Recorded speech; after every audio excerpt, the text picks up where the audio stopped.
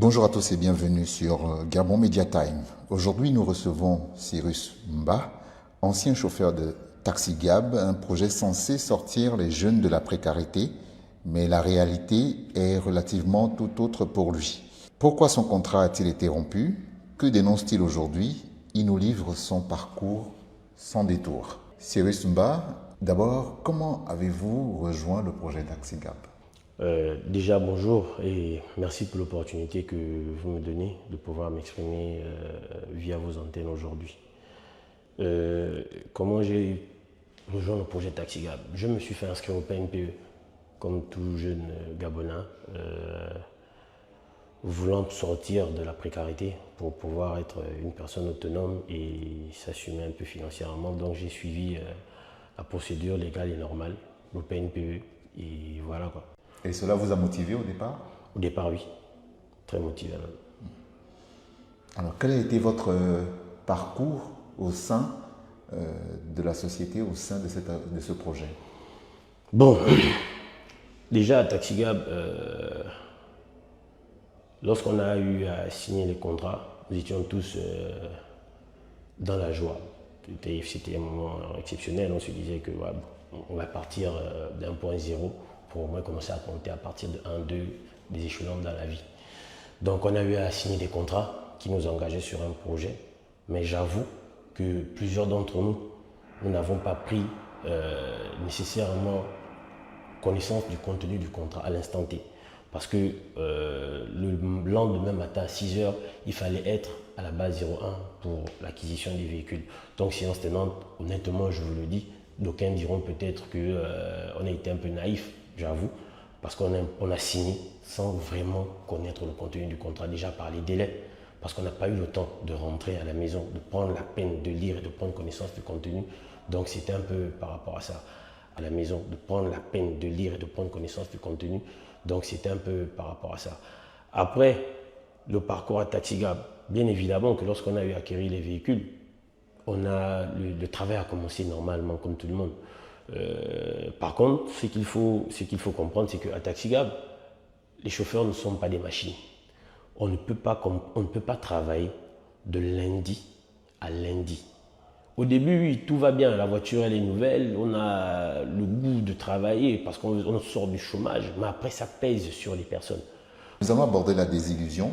Vous partez dans ce projet avec plein d'espoir et à un moment donné, vous êtes désillusionné et survient la rupture du contrat. Que s'est-il passé pour que votre contrat soit coupé? Alors, la désillusion arrive à partir du moment où, comme je voulais vous dire, c'est... Déjà, il faudrait comprendre une chose d'abord à la base, c'est que le projet, à la base, est dit être un projet social. Et les chauffeurs de Taxi Gab prennent beaucoup sur eux. Parce qu'à Taxi Gab, vous allez constater que vous êtes malade, vous apportez des documents. Je vais arriver sur mon volet. Que vous êtes malade, que vous apportez des documents, Taxi Gab, ce qui les intéresse, c'est leur argent. Nous sommes tous africains.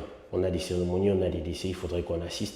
Le papier est légal, par exemple, pour un décès, c'est l'acte de décès. Vous apportez, vous déposez à la direction. Taxi Gab, ce qui les intéresse en retour, c'est leur argent. À Taxi Gab, il n'y a qu'une seule fosse à la base technique.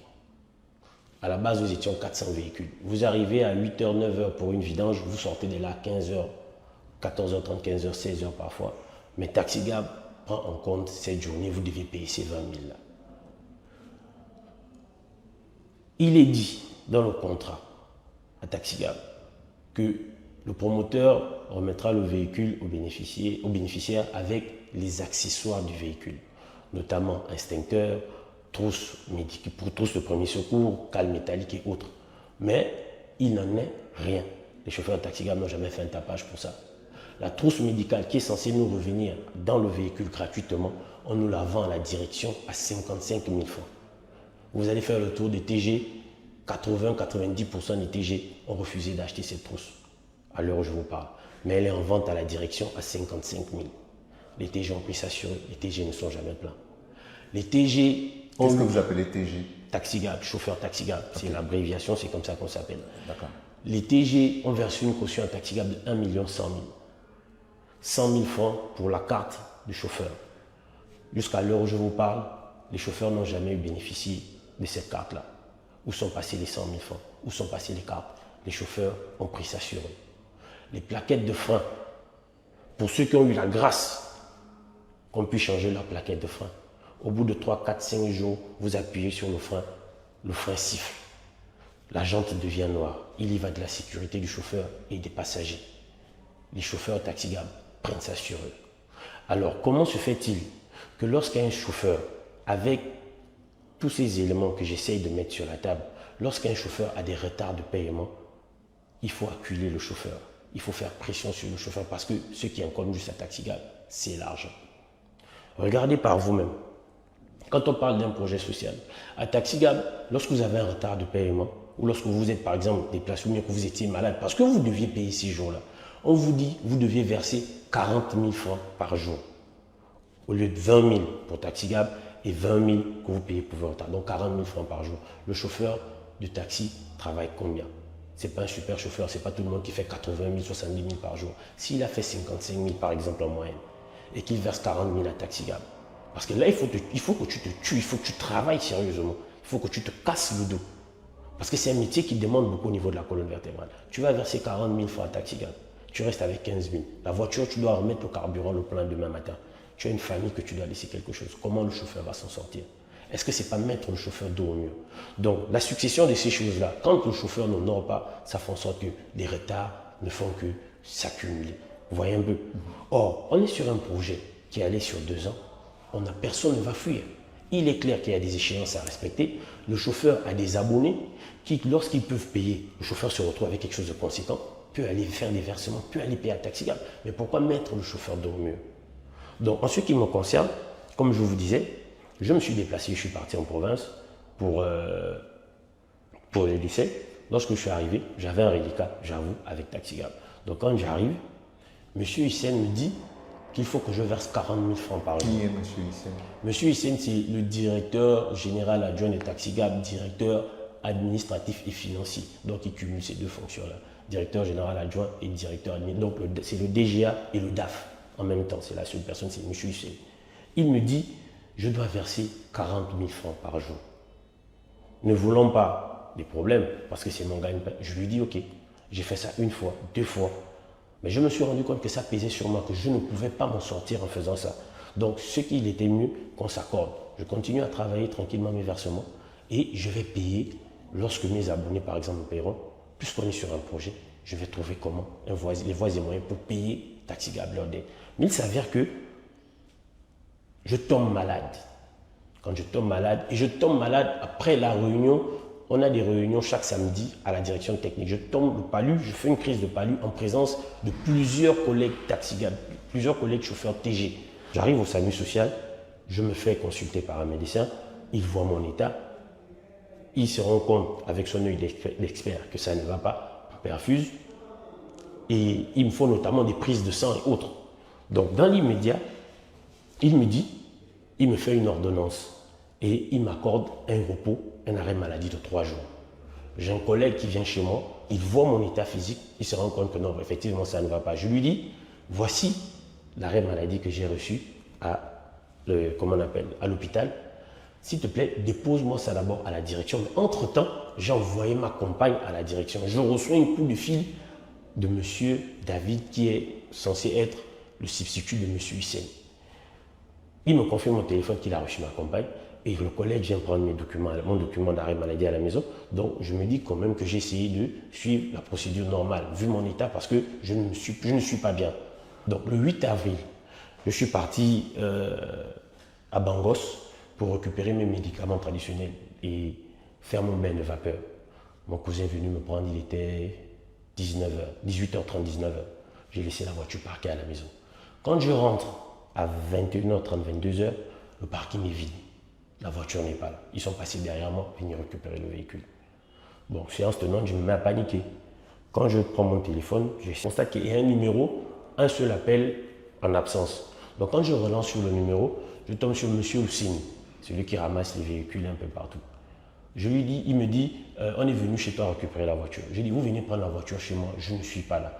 Figurez-vous par exemple que j'étais malhonnête et que je vous dise que j'avais une forte somme d'argent dans la voiture. On devait être, oh non, c'est pas nous, il faut gérer ça avec M. Hussein, allez-y voir M. Hussein. J'ai dit, ok, il n'y a pas de souci. Donc, le cœur se calme, le matin, je me lève, je tire le corps, je vais voir M. Hussein. Voici les réalités. Quand je vais voir M. Hussein me fait savoir que j'ai une dette de quasiment 700 000, 680 000 francs, 700 000. J'ai dit à M. Hussein, comment ça? J'ai dit, M. Hussein, moi je sors de maladie. Tout ce que j'ai eu à faire étant malade, ou même quand je suis parti au village, j'apportais des documents légaux ici. M. Hussein ne veut rien savoir. J'ai dit, mais attendez, M. Hussein, de quoi s'agit-il? J'ai dit, bon, dans tous les cas, vous dites que je vous dois, il faut qu'on s'accorde. Calculons mes arrêts maladie, mon séjour, puisque vous avez ces documents-là. Ce qu'il reste, j'ai ma caution. De toutes les façons, il faudrait qu'on puisse s'accorder. Vous ne pouvez pas me dire que je vous dois 700 000 francs. Pendant ce temps, moi, je sais que j'étais malade. Les documents de l'hôpital le prouvent. Et il y a plusieurs collègues qui connaissent, qui étaient au courant de mon état. Et vous me dites, je vous dois quasiment 700 000 francs. Il me dit, j'ai décidé de te sortir du projet. Je lui dis, comment je peux trouver un tel montant, sachant dans quel état j'étais, dans quel état je sors. Il me dit, de toutes les façons, moi, j'ai décidé de te sortir du projet. J'ai essayé de lui demander de faire preuve de clémence. Mais il me dit, je te donne 24 heures. Si tu n'apportes pas les 700 000, je te sors du projet. Quand le directeur arrive, quelques temps plus tard, par l'intermédiaire d'un collègue, parce que je n'avais pas le numéro du directeur, il me met en contact avec le directeur. Donc quand le directeur, aussi j'ai discuté avec le directeur commence directement à me mettre la pression, à me mettre dos au mur, à m'acculer. Je lui dis, mais bon, je n'ai pas le temps de m'expliquer. Comment se fait-il que ta dette, tu dois déjà quasiment 900 000. J'ai dit, ah, monsieur le directeur, depuis le 9 avril, je ne suis pas en possession du véhicule. Donc vous, la voiture est avec vous et vous n'avez pas bloqué le compteur. Vous continuez à compter les jours sur le véhicule. Entre-temps, si j'ai eu des difficultés à trouver 600 000, c'est 900 000 que je vais trouver, sachant très bien que moi, je souhaite à ce qu'on s'accorde, qu'on puisse trouver une solution. Donc la voiture est avec vous depuis le 9, et pendant ce temps, vous continuez à compter les jours. Comment ça peut se faire? Oh non, de toutes les façons, je t'attends demain à 10h30 avec mon bureau. Si tu ne viens pas avec l'argent, je résilie ton contrat, je donne la voiture à quelqu'un d'autre. Ça fait 2 préméditations. Je me pose la question de savoir ce qui se passe.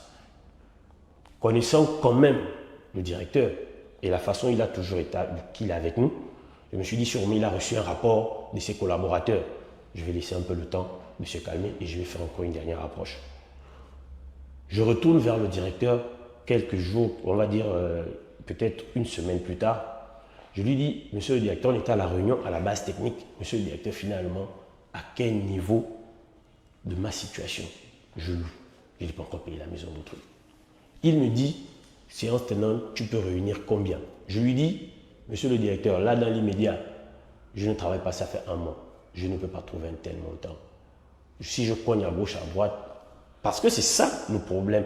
Mettre les chauffeurs dans des situations où on ira s'endetter et c'est pour se retrouver dans les problèmes. J'ai dit, si j'essaye, je peux trouver 300 000, je vous apporte. Il me dit, c'est bad. Bon, ça veut dire que c'est insuffisant. Il me dit, ça tombe bien, tu voulais parler avec Hussein. Allons, on va voir Hussein. C'est comme ça que je me retrouve dans le bureau d'Hussein en présence du directeur et d'un TG qui m'accompagne. Monsieur Hussein se braque encore sur ses positions. Il me répète la même chose. Il me dit de toutes les façons, ils ont reçu les instructions de leur hiérarchie. Je suis en larmes. C'est comme ça qu'ils apportent les documents de résiliation du contrat. Il me met la pression. Il me dit, si tu signes avec ce document, j'avoue que c'est là où j'étais carrément naïf, il me dit, si tu signes, je verrai dans quelle mesure, avec ce document, comment je pourrais éventuellement t'aider. C'est comme ça que j'impose la signature. Je leur laisse même tous les documents. J'étais en larmes, j'étais sous pression, j'étais déboussolé. Je me suis demandé, mais dans quoi je me retrouve, dans quoi je suis? C'est comme ça que je me lève, je sors, je pars. La question ici est celle de savoir, Taxi Gab, quand c'est les chauffeurs, on prend sur nous. Je vous ai énuméré un certain nombre d'éléments. Mais quand c'est la direction, ils nous brandissent que des menaces pour nous arracher les véhicules. C'est des menaces, c'est nous la pression de l'argent. Finalement, sommes-nous dans un projet social ou est-ce que nous sommes dans du business? L'objectif du président, c'était de sortir les Gabonais de la précarité, pas de renvoyer les Gabonais au chômage. Qu'est-ce qui vous a alors le plus déçu dans cette expérience? Ce qui m'a le plus déçu, c'est-à-dire que Il y a un manque de vérité. Il y a un manque de vérité parce que tout ce qui se fait au sein d'un taxi-gab, l'opinion n'est pas au courant. Il n'y a que ceux qui sont en interne d'un taxi-gab qui savent ce qui se passe. On miroite à l'opinion une autre version des faits.